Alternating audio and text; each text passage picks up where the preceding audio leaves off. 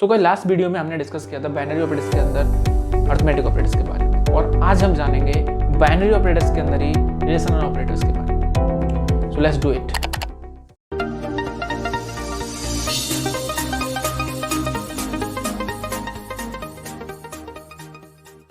So guys इससे पहले कि हम रिलेशनल ऑपरेटर्स समझें, मैं आपको बता दूं, यहाँ ऑलरेडी हमारी ये प्लेलिस्ट है सी लैंग्वेज इन डेप्थ कोर्स के नाम से, और आप यहाँ से पूरी की पूरी प्लेलिस्ट को एक्सेस कर सकते हैं, जहाँ पर मैंने अब तक हम लोग 11 वीडियोस बना चुके हैं इसके अंदर, और बहुत सारे टॉपिक्स कवर कर चुके हैं। जैसे यहाँ पे हमने कोड ब्लॉक, सबसे पहले वीडियो हमने कोड ब्लॉक इंस्टॉल किया था, देन वेरिएबल्स और सभी डेटा टाइप्स, ऑपरेटर्स चल रहे हैं हमारे, जिसमें हमने यूनियर ऑपरेटर्स को पढ़ लिया है, अरिथमेटिक ऑपरेटर्स को पढ़ लिया है, और आज हम लोग समझने वाले हैं रिलेशनल ऑपरेटर्स को। सो आइए सबसे पहले समझते हैं। So what is relational operators? Relational operators क्या होते हैं? दीज आर द ऑपरेटर, ये वो ऑपरेटर होते हैं which use to compare two values और quantity and take the certain decision. Means relational operators को हम मोस्टली उन चीज़ों के लिए यूज करते हैं जहां पर हम दो वैल्यूज को या दो क्वांटिटीज को कंपेयर करेंगे, और इस चीज़ को थोड़ा एग्जाम्पल के साथ भी हम लोग समझने वाले हैं आगे। सो गाइस जैसे कि इसके सिंबल्स हैं less than, equal to, greater than, equal to, equals to, not equal to. So these all are the symbols of relation operators. And the next point is note. This is very important note, guys. All relation operator will return either true means 1 or false 0. Mean जितने भी हमारे relation operators होते हैं, चाहे वो less than हो, greater than हो, equals to हो, ग्रेटर नॉट इक्वल्स टू, जितने भी हैं सब ऑपरेटर हमारे क्या करते हैं, या तो वो ट्रू रिटर्न करेंगे या फिर वो फॉल्स रिटर्न करेंगे। ट्रू और फॉल्स का मतलब क्या है? ट्रू का मतलब है एक नॉन जीरो वैल्यू, मींस वो जीरो नहीं होगी, ठीक है। सॉरी, अगर मैं अदर्स वर्ड्स में कहूं तो वो 1 लौटा के देगा, मैं रिटर्न में 1 देगा। ऐसे ही दूसरी कंडीशन हमारी फॉल्स। फॉल्स का फॉल्स मीन्स होता है जीरो, क्या रिटर्न करके देगा वो? जीरो। सो गाइस थ्योरी के बाद हम इसे प्रैक्टिकली समझते हैं विद एग्जांपल्स के साथ। सो गाइस यहाँ सबसे पहले मैं अपना कोड ब्लॉक ओपन करूंगा। सो गाइस हमारा कोड ब्लॉक ओपन हो चुका है, और यहाँ पर हम एक एमपीटी फाइल लेते हैं और इसे हम सेव करेंगे। सो गाइस हम इसे यहाँ रिलेशनल ऑपरेटर्स के नाम, रिलेशनल ऑपरेटर डॉट सी के नाम से सेव करेंगे।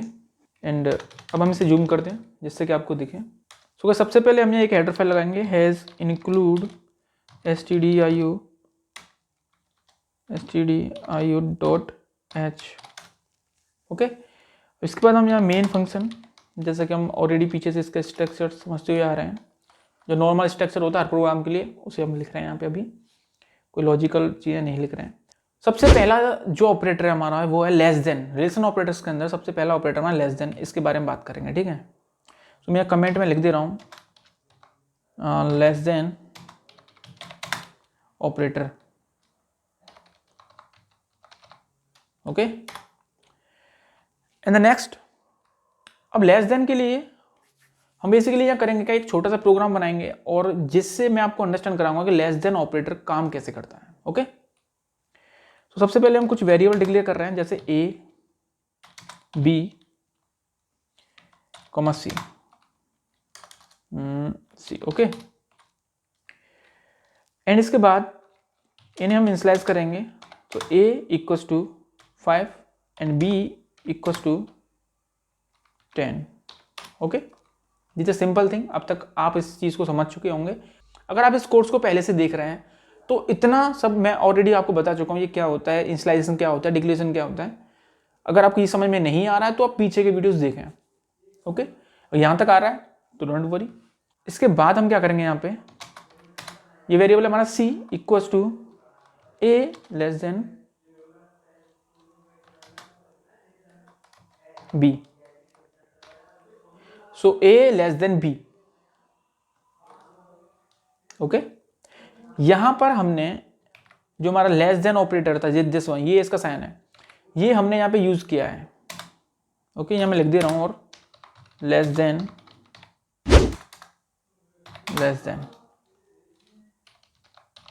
Operator, okay. अब यहां पे होगा क्या, बेसिकली देखिए समझिए वो क्या रहा है यहाँ, c equals to a less than b, means a के अंदर क्या वैल्यू है गाइस, a के अंदर है 5 एंड b के अंदर क्या है, b के अंदर है 10।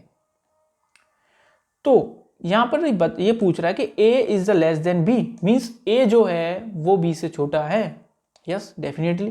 तो ये कंडीशन क्या हुई हमारी, कंडीशन हुई हमारी ट्रू। तो ट्रू हुई तो जो वैल्यू आएगी वो ट्रू, वो किसके अंदर है, वो आएगी हमारे सी के अंदर, ठीक है। अब ट्रू का मीन्स क्या होता है बेसिकली, चाहे हम उसे ट्रू कह लें या फिर नॉन जीरो वैल्यू, मीन्स वो हमें 1 रिटर्न करके देगा। ओके, इस चीज को हम प्रिंट एफ से प्रिंट करा के भी देख सकते हैं कुछ इस तरह से, print f, okay, and c equals to %d, क्यों, क्योंकि ये इंटीजर वैल्यू है। %d का हम यूज इसलिए करेंगे यहाँ पे, फॉर्मेट स्पेसिफायर हमारा, ओके। सो अब हम इसे यहाँ पे रिटर्न 0 देंगे एंड दिस इज, ये हमारा प्रोग्राम बन चुका है अब, ठीक है। अब हम इसे रन करके देखते हैं क्या वैल्यू हमारी ट्रू आ रही है। We will run the program now guys, you can see c equals to 1 means जो वैल्यू रिटर्न करी है a less than b। So already मैंने आपको यहाँ नोट में बताया था कि our relation operator will be return either true or false. Means true का मींस क्या है, यानी कि 1 रिटर्न करेगा, और फॉल्स वैल्यू होगी तो 0 रिटर्न करेगा। ऐसे ही यहां पर क्या हुआ है ना, a लेस देन b, ये कंडीशन ट्रू है, और हमारे जो कंडीशन ट्रू है तो रिटर्न क्या हुआ है 1, तो 1 को हमने प्रिंट करा लिया प्रिंट एफ के थ्रू। I hope you understand guys. तो the next operator is less than equals to, बिल्कुल सेम ऐसा ही है, less than equals to.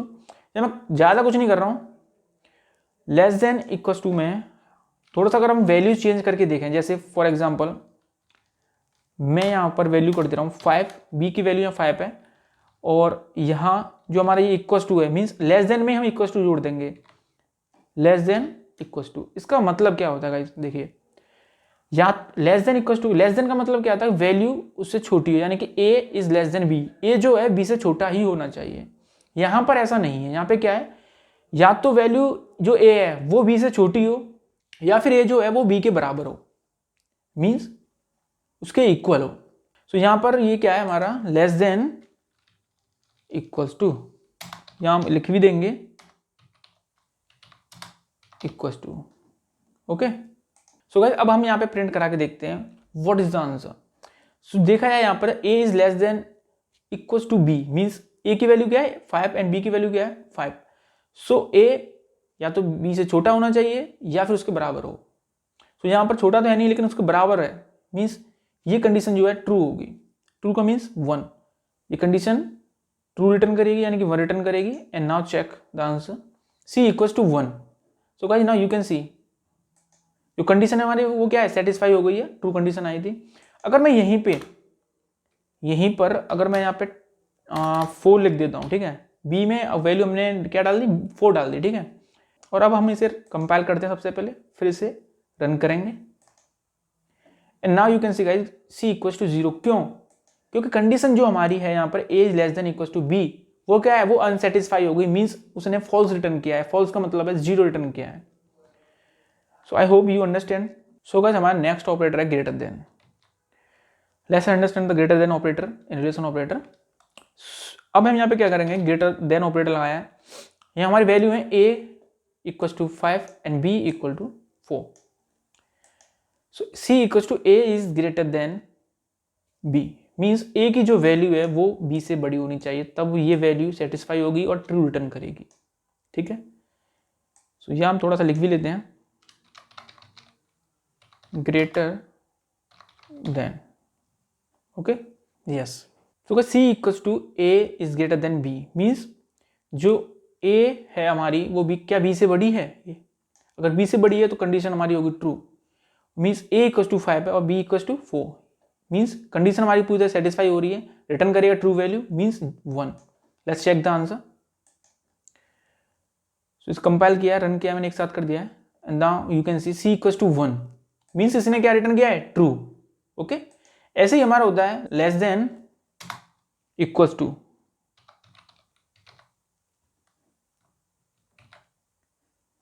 Okay guys.